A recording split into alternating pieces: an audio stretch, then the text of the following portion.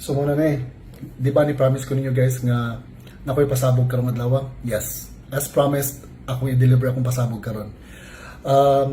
As you guys know, nakadawat ko ka ng dokumento or information with the accounts of what had happened on March 8th on a Saturday katong nakita ng patay nga lawas si Paulo. And that on that document, it includes names and complete accounts of what had happened that day. So I had decided, and my family, and we had actually talked to a couple of counselors. Now, just to keep it for the time being, to protect me and my family. So, mo na akong buhaton. However, that does not mean na ako nang itago niyong tanan. So, akong hinahinayon og yabo on what I know. Okay? So, before na ko nibuhato, nasa ko ipakita ninyo nga video. And tell me what you think about it. Alright. May DSP dumating. Bilisan niyo lang mata niyo, ha? DSP daw dumating.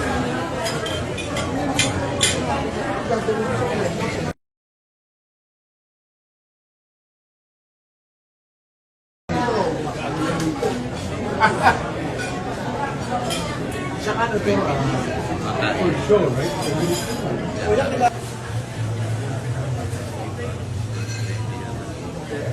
I'm saying, he started it, right?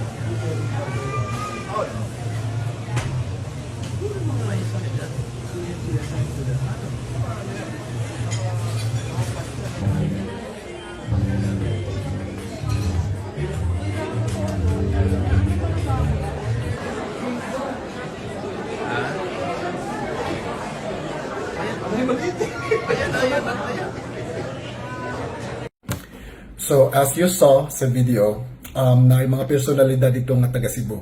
So, kini video actually para ni sa mga Cebuano or pwede ra sa mga dili ra sa taga Cebu o kanang interesado mo. But as you saw sa video, na yung mga personalidad dito nga taga Cebu, no? Kaila kayo tani nila.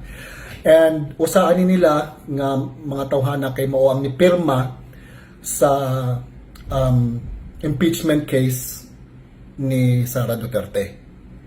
And wala mo ni hibong kani siya umagad maguni siya no sa atong gobernadora diha karon sa Cebu.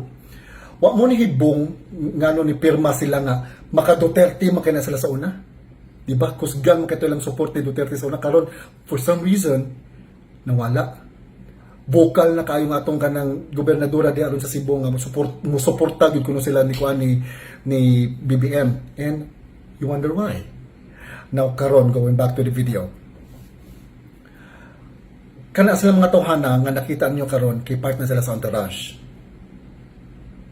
O mga bright mo, please catch up.